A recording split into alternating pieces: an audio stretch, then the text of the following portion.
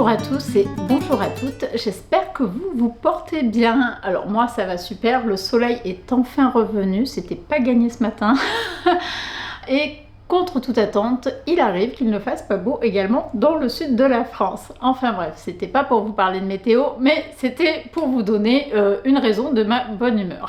Sinon, aujourd'hui, on se retrouve pour le bilan couture du mois de février 2025 et vous allez voir que je n'ai pas cousu énormément de pièces. Comme d'habitude, je vous ai mis les pièces sur le portant, mais je vais revenir dessus puisqu'il y en a un peu plus que celles que j'ai cousues. Pour ceux et celles qui ne me connaissent pas, je m'appelle Niki. Ici, on parle de couture, de création, enfin bref, tout ce qui a attrait à la couture.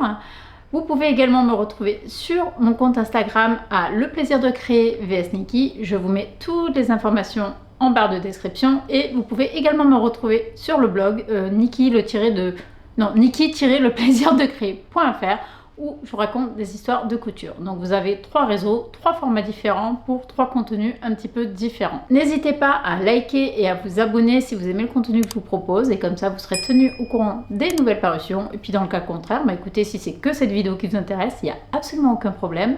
J'espère que vous allez passer un bon moment. Avant de rentrer dans le vif du sujet et avant surtout que je n'oublie puisque c'est ma caractéristique principale, voici le look du jour. J'ai juste ressorti un chemisier que je n'ai d'ailleurs pas présenté sur Instagram. Il faudra vraiment que j'y remédie cet été puisque j'avais fait les photos. Il s'agit de chemisier blouse, je ne sais plus comment il est appelé, Ayla, me semble-t-il, de fibre mood. Je vous montre un petit peu plus en détail. Je ne sais pas si vous voyez, il est légèrement crop, il est court. Moi j'aime bien comme ça permet de le porter assez facilement par-dessus une taille haute ou quoi que ce soit et je suis pas obligée de le rentrer dans mon pantalon ou dans ma jupe, ça dépend ce que je porte. Dans les particularités, il est légèrement froncé dans le dos. Je trouve que la couple est assez ample et si je ne dis pas de bêtises, oui ça fait un moment que je l'ai cousu donc je me souviens plus trop. Et si je ne vous dis pas de bêtises, vous voyez cette partie, la manche est à même avec la pièce de buste aussi, il n'y a pas de couture en fait. Donc c'est une pièce qui se coud assez facilement, c'est ma deuxième version puisque j'ai une version qui est en versauge un petit peu dans un coton lin je crois. Et j'adore la porter les jours venus, donc les beaux jours venus. Donc là c'est le cas aujourd'hui, j'avais envie de la ressortir. Je l'aime beaucoup. Je crois que je l'ai cousue en taille S, mais je vous remettrai de toute façon toutes les informations. C'était pour le look du jour. Je vous propose que l'on passe tout simplement au bilan couture qui va être assez rapide. La première pièce, c'est la chemise robe Redika que je vous avais présentée dans la vidéo sur mes intentions de couture pour l'hiver. Voici la chemise, donc je reprends mes petites notes. La chemise Redika, c'est un modèle de Madame la Marquise. Il est disponible du 34 au 56, 3 sur 5 en termes de difficulté. Il est disponible au format PDF à 11 € ou pochette à 16 €. Donc voilà pour le tour rapide du patron. Je vais vous montrer maintenant les détails et vous expliquer comment j'ai imaginé cette pièce. Je vous remets en incrustation le dessin que j'avais fait pour cette chemise, juste pour repréciser le pourquoi en fait des modifications que j'ai apportées sur cette chemise. Il faut savoir que sur mes intentions de couture pour l'hiver, j'avais envie à la fois d'utiliser des coupons que j'aimais bien et que je laissais dormir dans mon stock. Et j'avais également envie de finir quelques chutes de tissu qui me restaient de pièces que j'avais cousues, dont le métrage de tissu était suffisant pour en refaire quelque chose. Donc j'avais un objectif double, c'est-à-dire d'utiliser des coupons dits précieux, bien que ce ne soit pas vraiment des coupons hyper précieux, mais des coupons que j'aimais beaucoup, que j'avais vraiment envie de coudre et que j'hésitais tout simplement à couper dedans.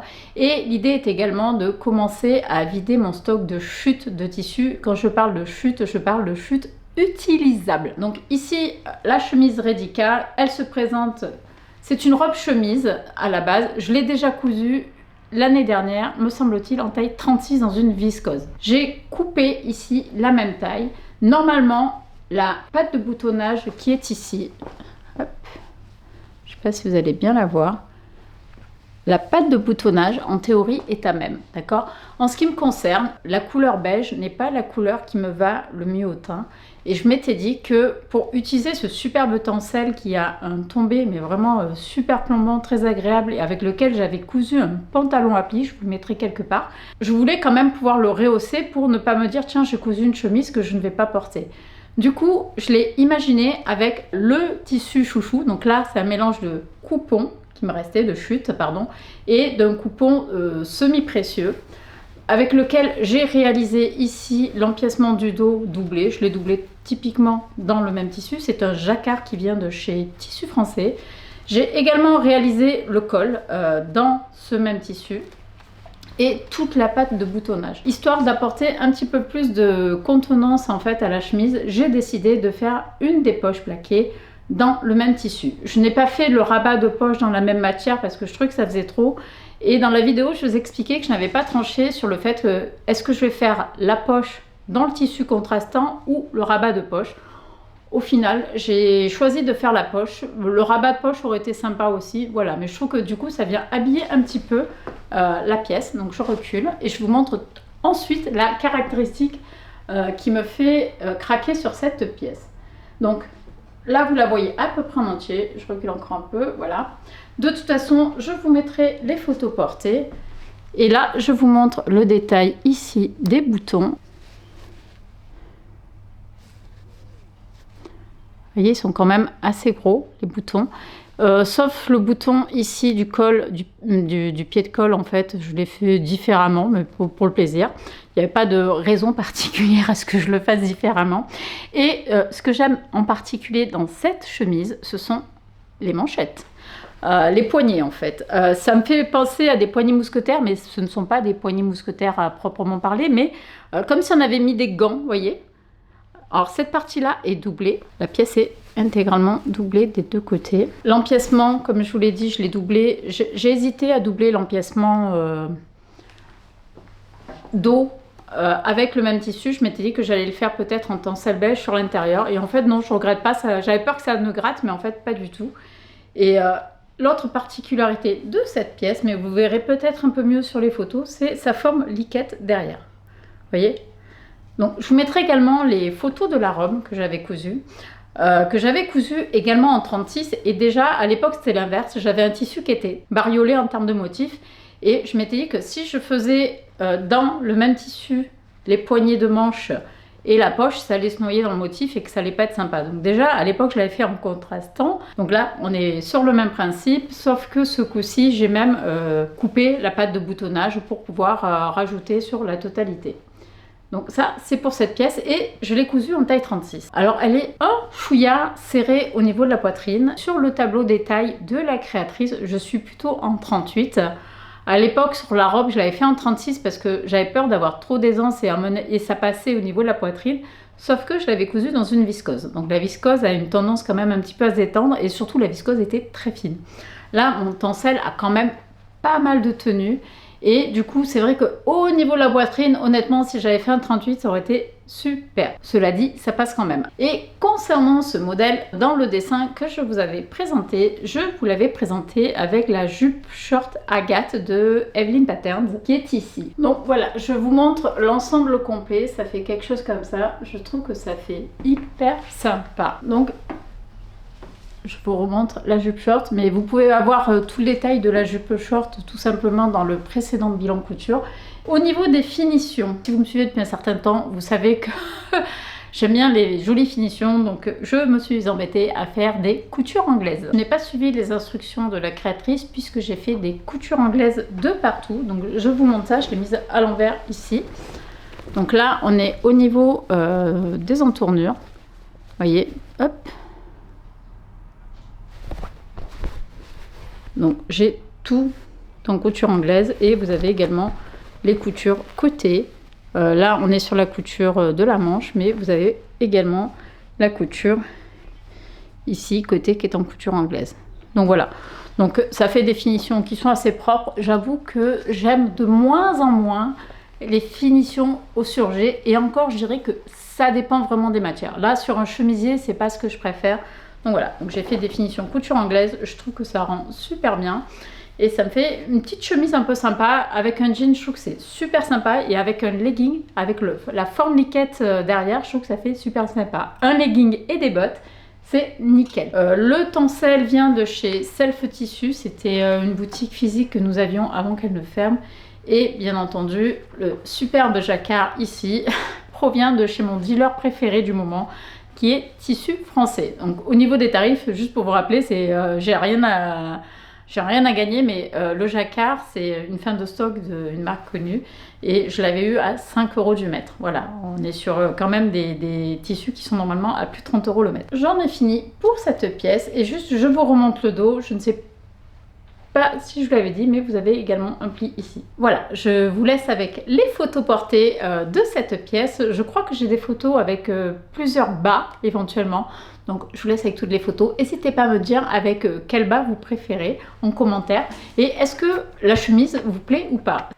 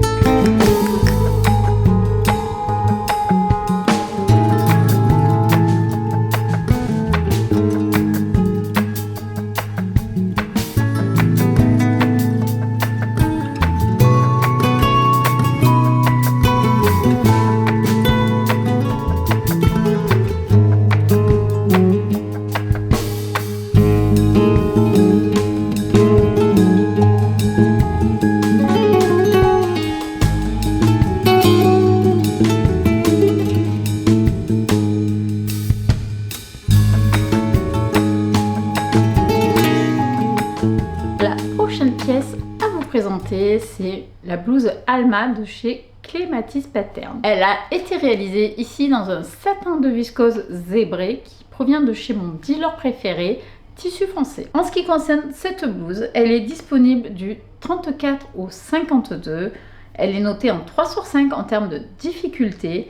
Et elle est disponible en patron PDF ou pochette. Donc le PDF est au prix de 9 € et le pochette au prix de 14,90 € directement sur le site de la créatrice. La créatrice préconise jusqu'à la taille 38, 2,30 m de tissu.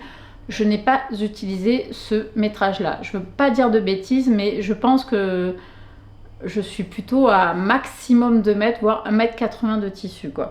Et il vous faudra 9 boutons également pour la réaliser. Si vous avez suivi mes dernières vidéos, notamment celle où je vous parle de mes intentions de couture en hiver, je vous avais parlé de la blouse Alma et j'avais fait une proposition qui n'était pas du tout dans ce tissu-là. La proposition que j'avais faite, je vous l'accorde, était un petit peu, on va dire, hasardeuse. On va dire qu'en termes d'inspiration, c'était pas du n'importe quoi, mais c'était un petit peu particulier. J'avais proposé en fait un tartan pour la partie buste et des manches en mousseline jaune qui pique. Franchement, vos retours, je m'y attendais très clairement. Moi, me dit, t'es sûre de toi? Je suis pas sûre que ce soit une bonne idée. Donc effectivement, lorsque je vous l'ai proposé dans ces tissus-là, je n'étais moi-même pas convaincue. Même si je ne vous cache pas que je n'ai pas encore éliminé cette idée de ma tête. Peut-être que le jaune qui pique avec le tartan, c'est pas la bonne idée, ou c'est peut-être pas encore l'association, mais je me laisse le temps pour creuser un petit peu tout ça. Et du coup, comme j'avais quand même envie de faire une blouse Alma, parce que c'est un modèle que j'ai acheté donc au salon du Knitit à Lyon en octobre 2024, et que c'est un modèle qui m'avait tapé dans l'œil dès sa sortie, je crois 1 an plus tôt, autant vous dire que j'avais quand même envie de faire ma blouse Alma. La particularité de cette blouse, qui je trouve tombe super bien et fait vraiment une très jolie silhouette, pour moi, c'est essentiellement, en fait, ici, cette emmanchure qui descend très bas. Alors, pour vous dire, par rapport à ici, vous voyez, elle descend à peu près là. Donc, ça fait des manches un petit peu à l'effet chauve-souris. Vous voyez, ce ne sont pas tout à fait des manches chauve-souris, mais ça fait un petit peu cet esprit-là. Et cette partie-là, ici, au niveau de la manche, est vraiment beaucoup froncée, ce qui vraiment donne énormément de volume. Donc, la pièce est terminée ensuite par un poignet boutonné et une fente indéchirable. Ici, voilà. J'ai pris l'option en fait avec le froufrou autour du col parce que je trouve ça super sympa et je trouve que sur cette version ça va super bien. Vous aurez également besoin de thermocollants, donc j'ai thermocollé la patte de boutonnage tout simplement, les poignets et le col. J'ai thermocollé deux côtés du col, enfin pardon, du pied de colle, parce que finalement c'est qu'un pied de colle. Pourquoi? Parce qu'en fait ma matière était quand même assez fine et dans la mesure où je rajoutais en plus le volant dessus, je voulais pas que l'ensemble s'affaisse. Donc j'ai quand même thermocollé les deux pièces de colle. Je trouve que c'est le meilleur compromis sur cette matière là. Donc le chemisier est vraiment très très fluide, très agréable à porter. Franchement, je l'ai déjà porté plusieurs fois. Je suis trop contente de cette pièce là. C'est sans regret que je l'ai cousu. Au niveau des finitions, encore une fois, comme pour la pièce précédente, je n'ai pas suivi la totalité des instructions. Néanmoins, j'étais fatiguée lorsque j'ai commencé à la coudre et je la faisais plutôt le soir. Donc j'ai suivi les instructions que donne le guide d'utilisation de chez Clématis Pattern. Et j'ai suivi dans l'ordre. Sauf que, qu'est-ce que j'ai fait? Au niveau des épaules, je me suis dit non, je vais pas assembler et ouvrir mes épaules. J'ai fait des coutures anglaises, sans surprise. Et du coup, j'ai fait mes coutures d'épaule avec les coutures anglaises. J'ai suivi les instructions sans trop réfléchir. Les côtés, j'ai pensé, ah non, je vais faire des coutures anglaises. Donc j'ai assemblé mes côtés avec les coutures anglaises.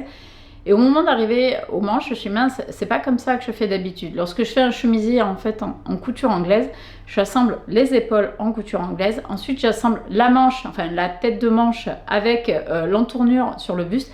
Et ensuite, je fais une couture complète pour fermer la manche et le côté de la pièce en couture anglaise. Là, j'ai suivi les instructions et au dernier moment, je me suis dit, mince, j'ai pas monté la tête de manche avant de fermer mes côtés. Au final, vu le nombre de fronces qu'il y a, finalement c'est pas plus mal que je n'ai pas fait cette partie-là en couture anglaise parce que avec les fronces, vous auriez eu pas mal de matière dans la couture anglaise et je pense que ça aurait pas forcément été très esthétique. Donc la seule partie de la chemise qui n'est pas montée en couture anglaise, ce sont les manches. Donc je vous le montre. Hein. Ici, la manche, bon, j'ai fait des fronces classiques, j'ai assemblé de manière classique et j'ai fini avec un surjet. Voilà, on le voit bien.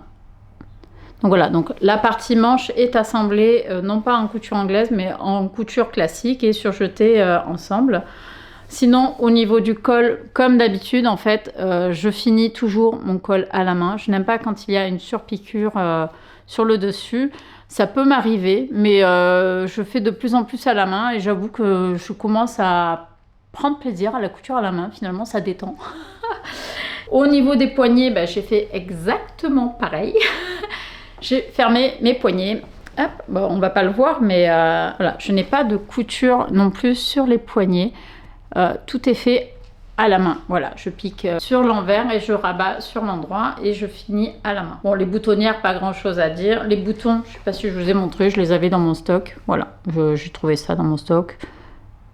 Je trouvais que ça allait bien, donc je suis restée là-dessus. Au niveau de l'ourlet, j'ai fait un petit ourlet, un double rentré, mais voilà, je sais pas si on va bien le voir.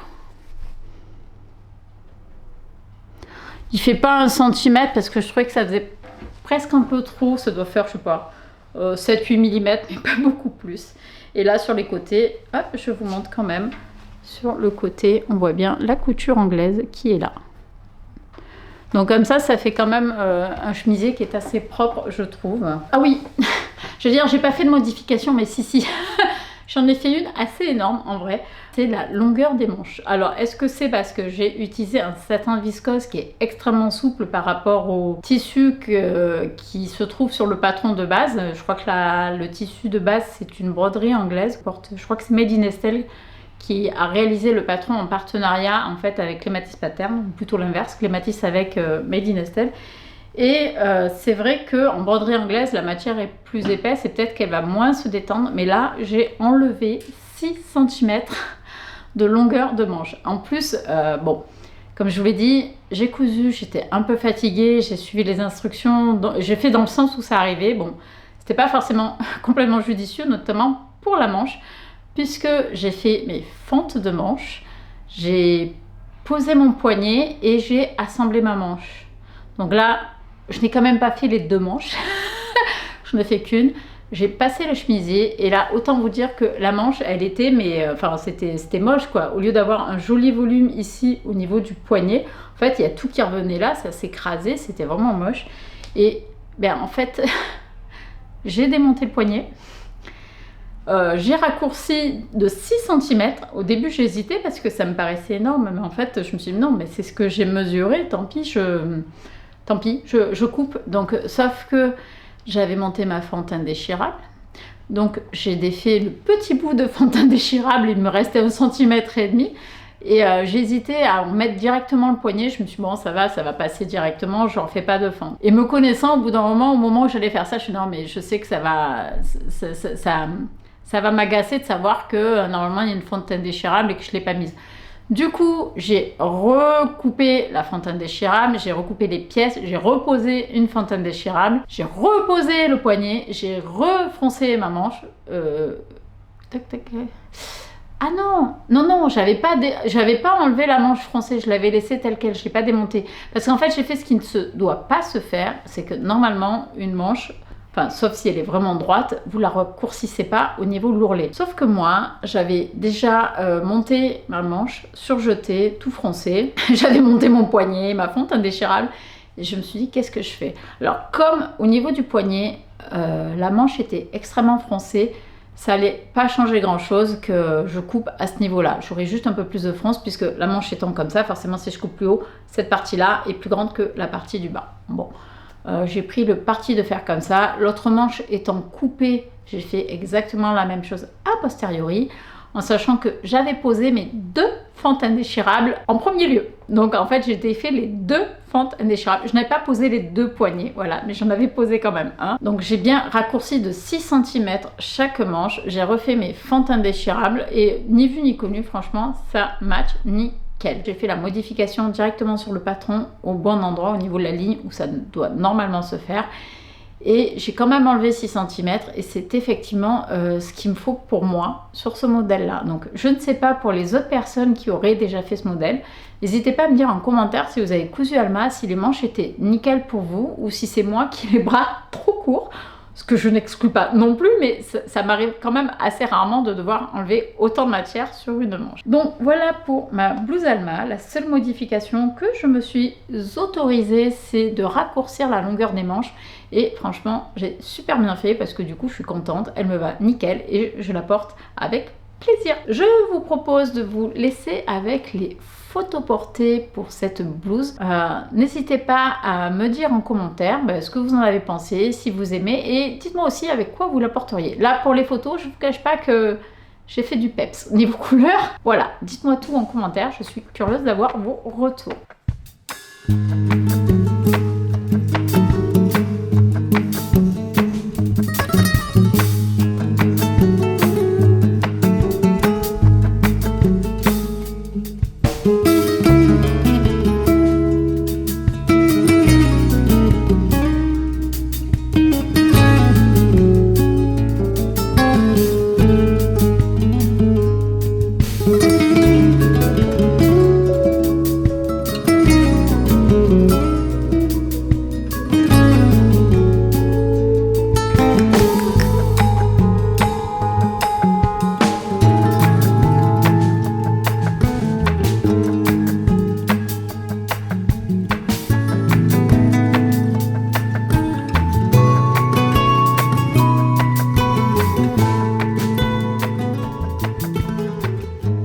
Je passe désormais à la dernière pièce de ce bilan et pas des moindres.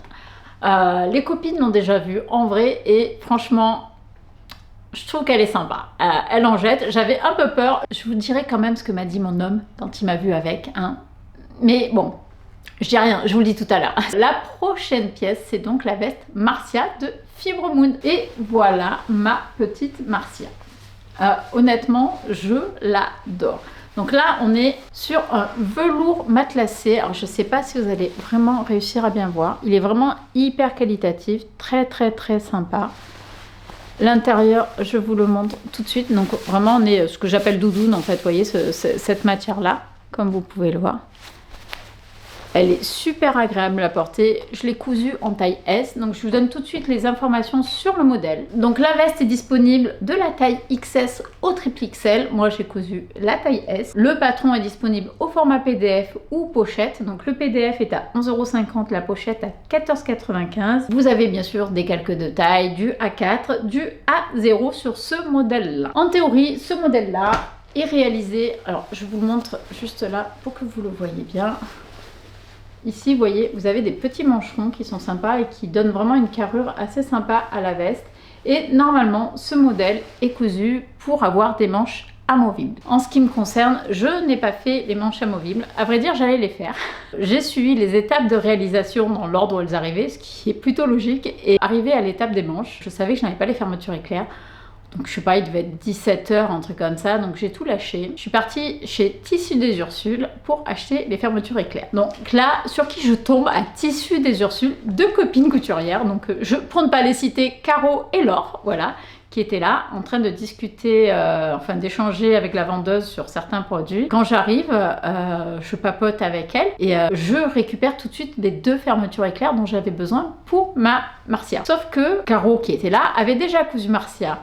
Et c'est vrai qu'au moment de la coudre, j'hésitais à faire les manches amovibles. Parce qu'en toute honnêteté, même si je trouve ça ultra sympa, ultra stylé, je vois pas à quel moment je vais réellement les enlever. Je me vois pas porter Marcia en veste sans manches, en tout cas pas celle-ci. Donc du coup, j'ai suivi ce que me disait Fibre Mood, donc je me suis dépêchée d'aller acheter les fermetures, mais une partie de moi n'était pas convaincue. Sur ce, Caro qui me dit « Ah mais moi je les ai pas faites amovibles ». Ouais. Et du coup, ça m'a confirmé quelque part que j'avais pas envie qu'elles soient amovibles. Non. J'ai rendu les fermetures éclairs à la vendeuse. Je suis désolée, finalement, j'en ai pas besoin. Donc, j'ai fait un aller-retour pour rien du tout. Bon, si ce n'est que ça m'a permis de papoter avec les copines, donc ça m'a fait plaisir. Ça m'a surtout conforté dans mon choix que finalement, je voulais pas avoir de fermeture amovible. Donc, j'ai réalisé cette Marcia avec des manches fixes. Par contre, là où je pense que j'aurais dû être un peu plus attentive dans la mesure où je n'ai pas fait les manches amovibles. Du coup, j'aurais dû être un peu plus attentive parce que, vous voyez, là, il y a un petit peu de rigidité. Je ne sais pas si vous le voyez là. Hop. Parce qu'en réalité, ce que j'ai fait, c'est que j'aurais pas dû procéder comme ça. J'aurais dû laisser mes mancherons cousus et fermer ma fermeture côté, mancheron compris, en fait, et poser ma manche après. Ce que j'ai fait, je n'ai pas fait ça, c'est que j'ai posé la tête de manche comme je fais sur le buste et après j'ai cousu tout le côté de la manche, tout au long sur le côté de la veste et j'ai tout fermé en une fois. Du coup, ici c'est un petit peu rigide, donc c'est peut-être pas la meilleure chose que j'avais à faire, mais bon, c'est pas grave, c'est fait, je vais pas redémonter. Surtout que pour cette veste, ce que je ne vous ai pas dit, c'est que j'avais prévu potentiellement de la doubler avec un tissu moumoute que je vous avais montré lors de la vidéo sur mes intentions de couture. Au final, j'ai hésité, j'ai pas mal réfléchi, non pas parce qu'il fallait que je découpe moi des pièces de doublure qui n'étaient pas prévues, mais parce que je me suis dit que ça allait faire peut-être hyper épais et hyper chaud comme veste, et est-ce que j'allais réellement la porter dans la mesure où...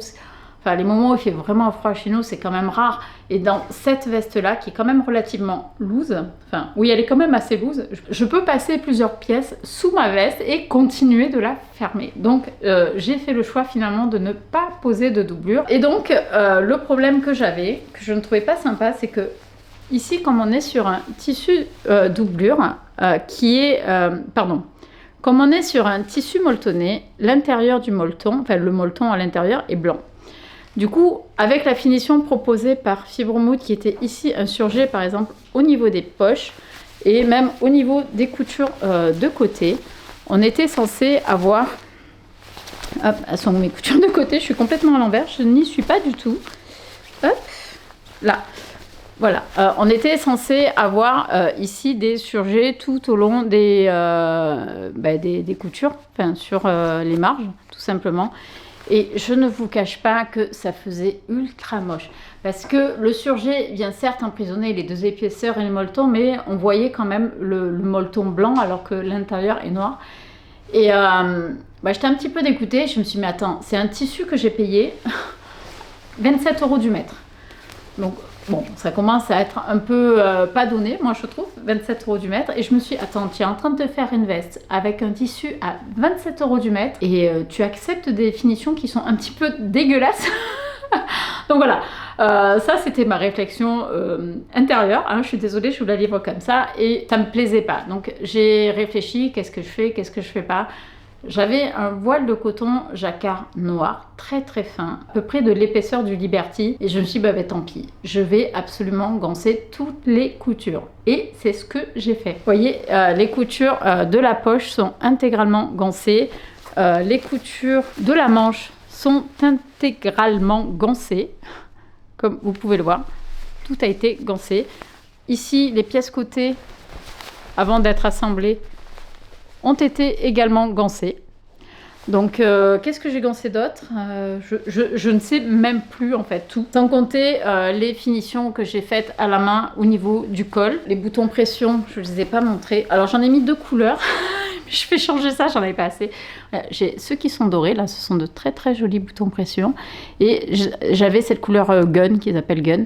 Et du coup, ceux-là sont plus sympas. Je savais pas trop, mais ceux-là, je les trouve plus sympas. Sauf que je n'en ai pas assez. Donc, je vais en racheter un petit peu. Il faut que je retrouve où est-ce que je les ai achetés. Et je mettrai tous les boutons pression de la même manière. Je trouve qu'ils sont assez chouettes, ces boutons pression. Et du coup, à l'intérieur, oui, pour finir sur mes finitions, voilà, je trouve que ça fait quand même vachement plus propre. Il n'y a qu'une couture que je n'ai pas gancée. Je l'avais déjà cousue. Mais elle me dérange pas énormément, c'est la couture d'épaule. Je vous montre, mais du coup comme ça vous verrez ce que ça fait en fait. Et ça c'était la couture d'épaule, vous voyez. Et du coup, si on regarde bien, on voit quand même le molleton, vous voyez, blanc.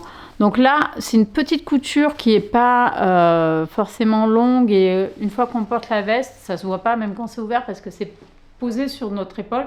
Alors ok, argument pourri pour justifier le fait que je ne l'ai pas fait. Mais voilà, je n'avais pas envie de reprendre cette partie-là. Et en toute honnêteté, ça ne me dérangeait pas parce que je savais que c'est vraiment la partie, même quand ça va s'ouvrir, que l'on ne va pas voir. On va le poser sur un cintre ou quoi. C'est vraiment la partie qu'on ne voit pas. Tout le reste, quand c'est ouvert, ça se voit, quoi. Donc voilà, donc j'ai posé tout ça. Les poches, normalement, il faut les refixer sur la patte de boutonnage, ici, pour qu'une fois fermé, ça tienne. Mais comme je suis très délicate, j'ai mis mes mains dans mes poches comme une bourrine. J'ai fait péter les poings. Voilà, voilà, voilà. Donc, je vais les reprendre pour que ça fasse sympa. Je monte vite fait, mais je vous la montrerai portée en photo pour que vous voyez. Hop. Ce que je veux dire, je recule. Voilà, je recule. En fait, voilà, ça, on les fixe parce que du coup, en tout cas sur la taille S, c'est le cas. La poche a tendance à ressortir. Bon, une fois qu'on a mis le premier bouton pression du bas, vous voyez, on voit plus rien. Bon, il fait chaud, je ne vais pas la garder longtemps, c'est juste pour vous montrer. Je trouve que les boutons pression, c'est le top. Par contre, il y a un défaut sur cette veste. Ouais, le défaut, en fait, ce sont les manches. Alors, je ne sais pas si c'est parce que je n'ai pas posé les fermetures éclairs, ce qui est fort possible, parce que du coup, ça décale un petit peu, ça donne un tout petit peu de longueur à la manche, mais les manches sont un petit peu courtes. Vous voyez ? Ça, c'est quand j'ai le bras replié. Bon, après, quand j'ai le bras normal, ça fait ça. Mais je trouve que c'est un peu court. Manque de bol, pour une fois, j'ai pris exactement le métrage dont j'avais besoin, c'est-à-dire 1,70 m, puisque le tissu étant à 27 € du mètre, je me suis dit que j'allais pas faire durable. Sauf que là, les manches comme ça, le problème, c'est que je sais que je ne porterai pas ma veste si je ne corrige pas ce point-là. Donc, je suis retournée à Tissus des Ursules. Ils avaient à nouveau ce tissu, enfin, ils avaient toujours ce tissu, et j'ai pris une rallonge pour corriger ce petit problème. Il y a juste, d'ailleurs, donnez-moi votre avis. Là, ce sont... Attendez, dégoûtée, je commence à avoir chaud. Donc voilà, donc là les poignets sont terminés bon, par des manches élastiquées, donc ça fait comme ça. J'aurais peut-être pu resserrer un peu plus l'élastique. Ce que je voulais peut-être c'est plutôt que de faire juste des rectangles que je vais froncer pour allonger en termes de longueur, je m'étais dit est-ce que compte tenu que la forme elle est un peu comme ça, est-ce que je fais pas une forme un petit peu comme ça? C'est-à-dire que je garde ici la longueur normale sans froncer, et mon poignet se resserre naturellement et je finis quand même par un élastique, mais pour avoir un peu une forme de manche tonneau.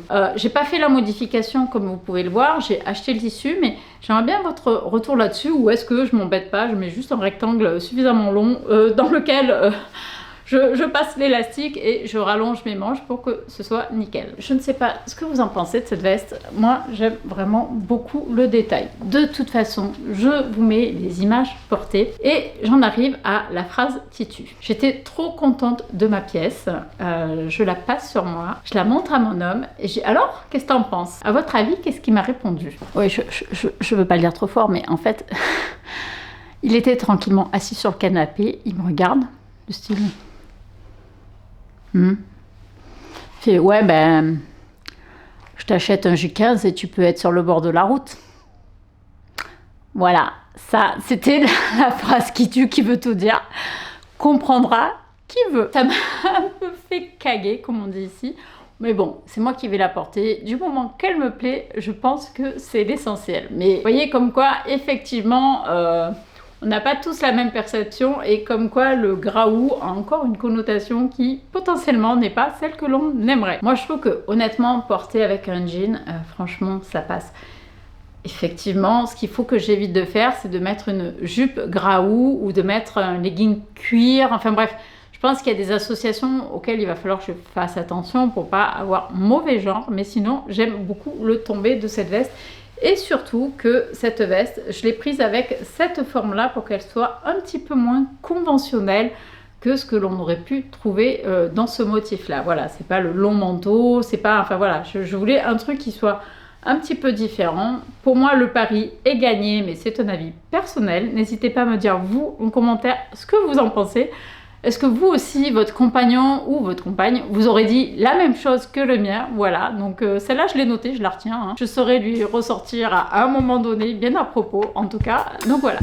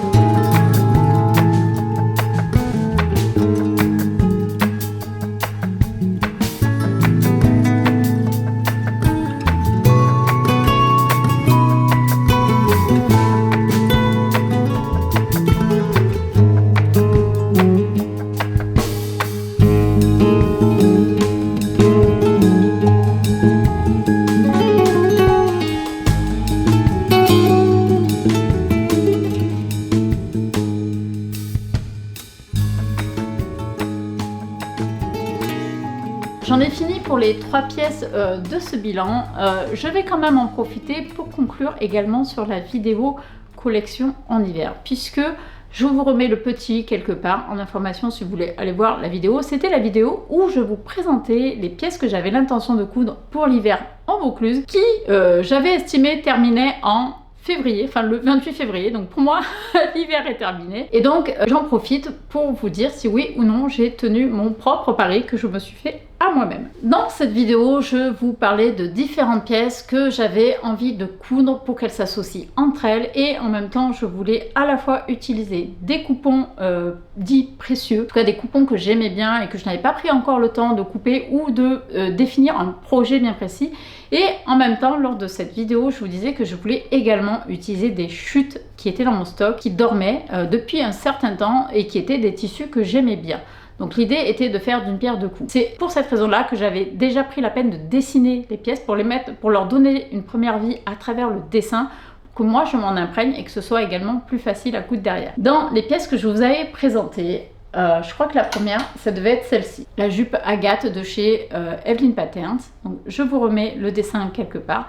Donc voilà, donc déjà la jupe, check. Ensuite, j'avais également pensé à une chemise Redika pour utiliser ce tencel-là et un petit peu des chutes de ce tissu. Je dirais pareil, check, c'est fait. Et toujours dans ce superbe jacquard, je voulais me faire ici une veste chaton qui puisse passer en mi-saison superbement bien et surtout qui ne soit pas trop formelle, d'où la raison de ce modèle là et non pas d'une veste blazer qui est un petit peu plus formelle et que je trouvais un petit peu plus délicate à porter avec tout type de tenue. Et pour ma chaton, pareil, j'ai utilisé ici en doublure, j'ai utilisé ce tissu là qui dormait dans mon stock mais depuis des années par contre. Voilà, donc ce tissu là est complètement terminé. Celui-ci, il me reste finalement une petite chute pour faire encore quelque chose, je ne sais pas quoi. Le tencel est terminé. Je vous avais ensuite parlé d'une blouse Alma, mais je n'ai pas cousu celle dont je vous avais parlé, mais je m'en suis quand même cousu une. Il s'agit de celle-ci.